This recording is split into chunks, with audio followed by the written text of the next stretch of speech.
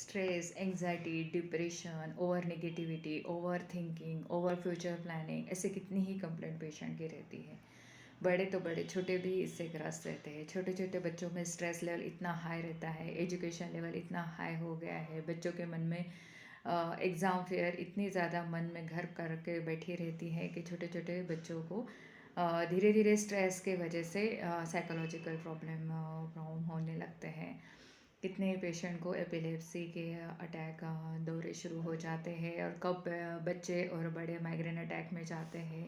Over thinking के वजह से वह अटैक हो यानी चक्कर शुरू हो जाता है। ब्लड विजन, आंखों से दिखना कम हो जाता है। बाल झड़ना अपने आप ही थोड़े दिनों में शुरू हो जाते हैं।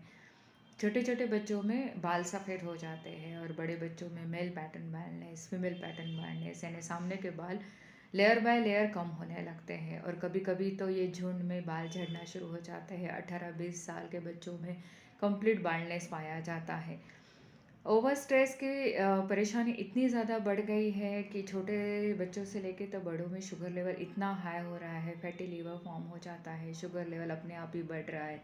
कोरोना के बाद ये बहुत ही कॉमन प्रॉब्लम है। छोटे छोटे बच्चों में फास्टिंग लेवल 400-500 पाई जाती है, और इन ऐसे बच्चों में इंसुलिन शुरू कर दिया जाता है।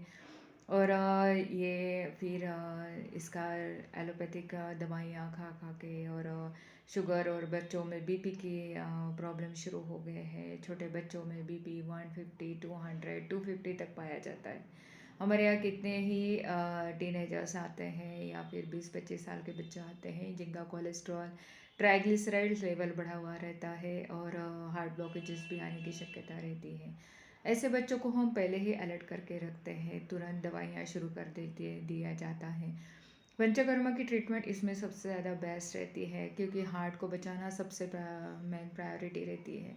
हार्ट ब्लॉकेजेस में पेशेंट ज़्यादा टाइम नहीं देता है, 5 से 10 मिनट में हार्ट अटैक आके डेथ होते हुए हम पाते हैं। 12 साल का बच्चा हो, 15 साल का, या 18 साल का, इतना कॉमन डेथ हो गया है बिकॉज ऑफ हार्ट ब्लॉकेजेस। और एलवीएच, हार्ट पे सूजन आ जाता है। छोटे छोटे बच्चों में इरेगुलर हार्ट बीट्स पाई जाती है। अरिथमिया, बड़े लोगों में बीपी तो बढ़ा हुआ रहता है, लेकिन हार्ट पे सूजन इतनी ज़्यादा बढ़ जाती है कि सांस लेना, ब्रेथलेसनेस भी शुरू हो जाता है, और कभी कभी पल्मोनरी एम्बोलिज्म भी इसमें पाया जाता है।